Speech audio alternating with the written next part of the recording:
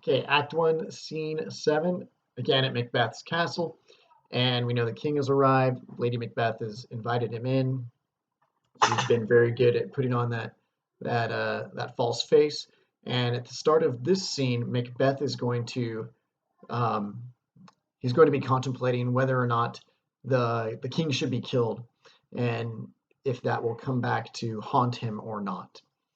Um, Most of his reservations, or his hesitation, I should say, in killing the king isn't really about, hey, it's morally wrong to kill another person. It's more about like um, what's socially acceptable and how it might hurt him later. Okay, so he starts talking in this long soliloquy. If it were done when, sorry, if it were done when 'tis done, then 'twere well it were done quickly. If the assassination could trammel up the consequence and catch with his Circe's success, that but this blow might be the be all and end all here. But here upon this bank and shoal of time, we jump the life to come. But in these cases, we still have judgment here, that we but teach bloody instructions, which, being taught, return to plague the inventor. So he's worried about like, hey, if I kill the king, then maybe somebody will kill me. Somebody will be inspired by what I've done and see that this is a thing. Like you go out and kill a king in order to get power for yourself. Sorry, daughter's walking by. She's FaceTiming a friend. That's not part of the play. Won't be on a test. All right. This even-handed justice commends the ingredients of our poison chalice to our own lips. He's here in double trust. First, as I am his kinsman and his subject, strong both against the deed. Then, as his host, who should against his murderer shut the door, not bear the knife myself. Besides, this Duncan hath borne in his faculties so meek, hath been so clear in his great office, that his virtues will plead like angels, trumpet-tongued, against the deep damnation of his taking off, and pity like a naked newborn babe striding the blast, or heaven's cherubim, horsed upon the sightless couriers of the air, shall blow the horrid deed in every eye, that tears shall drown the wind. I have no spur to prick the sides of my intent, but only vaulting ambition, which overleaps itself and falls on the other. So he seems to be siding against killing the king at this point. Then Lady Macbeth enters. Remember what she said earlier? She wants to chastise him, mock him with the valor of her tongue, okay, her very convincing rhetorical skills. Enter Lady Macbeth. Macbeth says to her, "How now, what news?" Lady Macbeth says, "He has almost supped. Why have you left the chamber? Hath he asked for me? Know you not he has? We will proceed no further in this business.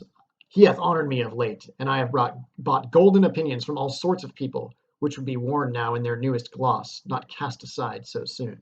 All right, so it's like, we're not going to proceed anymore in this. That idea of killing the king is done. Lady Macbeth says, "Was the hope drunk wherein you dressed yourself? Hath it slept since? And wakes it now to look so green and pale, and what it did so freely? From this time such I account thy love. Art thou afeard to be the same in thine own act and valour as thou art in desire? Wouldst thou have that which thou esteemest the ornament of life, and live a coward in thine own esteem, letting I dare not wait upon I would, like the poor cat in the adage? Prithee, peace. I dare do all that may become a man. Who dares do more is none." So she's starting to mock him. She's like, "Oh, are you afraid of doing this?" Is basically what she does. And then, um, aren't you manly enough?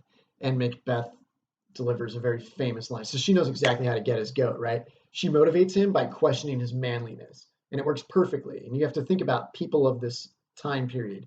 Um, they definitely wanted to fit roles, and the role that Macbeth wants to fit is one of someone who's strong, decisive, and can take matters into his own hands. He wants to be thought of as being a capable person. And so his reply of, "I dare do all that may become a man. Who dares do more is none." It really challenges his ego.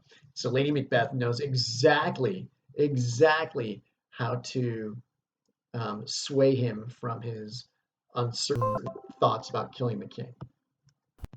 All right. Then Lady Macbeth says, "What beast was it then that made you break this enterprise to me? What was it that made you break this promise to me? When you durst do it, then you were a man. And to be more than what you were, you would be so much more the man. Nor time nor place did then adhere, and yet you would make both. They have made themselves, and that their fitness now does unmake you. I have given suck, and know how tender it is to love the babe that milks me. I would, while it was smiling in my face, have plucked my nipple from his boneless gums and dashed the brains out had I sworn as you have done to this. We get a really clear picture of Lady Macbeth and her extent of making a commitment. She says, if I made a promise to you to kill a baby, she just pulls out a random example, to kill a baby, while I was nursing it, okay, or while it was nursing, I would pull it from my breast and dash its brains out, okay, smiling with his boneless gums. Okay, she's got the imagery down here beautifully. She's like, I would take that smiling baby and just bash its head in if I made a promise, because a promise is a promise. Okay, here's where we can all think of her as a bit cuckoo. Okay, she's a bit psycho. All right, Macbeth then says, if we should fail, we fail. But screw your courage to the sticking place, and will not fail.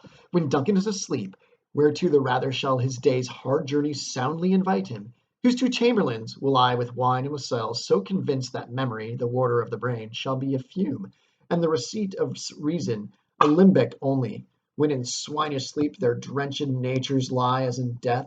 What cannot you and I perform upon the unguarded Duncan? What not put upon his spongy officers, who shall bear the guilt of our great quell? Bring forth men children only, for thy undaunted metal should compose nothing but males. Will it not be received when we have marked with bloody those sleepy two of his own chamber, and used their very daggers that they have done it? Who dares receive it other, as we shall make our griefs and clamour roar upon his death? I am settled and bend upon each corporal agent to this terrible feat. Away and mock the time with fairest show. False face must hide what the false heart doth know. All right, that's the end of the scene. Okay, so Lady Macbeth says, we're not going to fail. Be determined, be resolute, and we'll make this happen. Here's the plan. We're going to get his chamberlains, like his bodyguards, super drunk, and they'll pass out. Duncan, who's had a long journey all day, is going to be soundly sleeping. While his bodyguards are passed out, we will go in, kill Duncan. Then we're going to take the bloody weapons that we use, these bloody daggers, and we're going to plant them on the guards. And then they're going to look like they're guilty. And they might say that they're innocent. But we are going to then put on this great show of grief. I can't believe they killed the king. And everyone's going to assume that the guards did it. Okay, so that is the plan. And that takes us to the end of Act 1. And at this point, Macbeth says with his line, false face must hide, but the false heart doth know. It emphasizes that Macbeth is agreeing with Lady Macbeth at this point, and he will kill the king. All right, so that's the end of Act 1. We will pick up Act 2 in a little bit.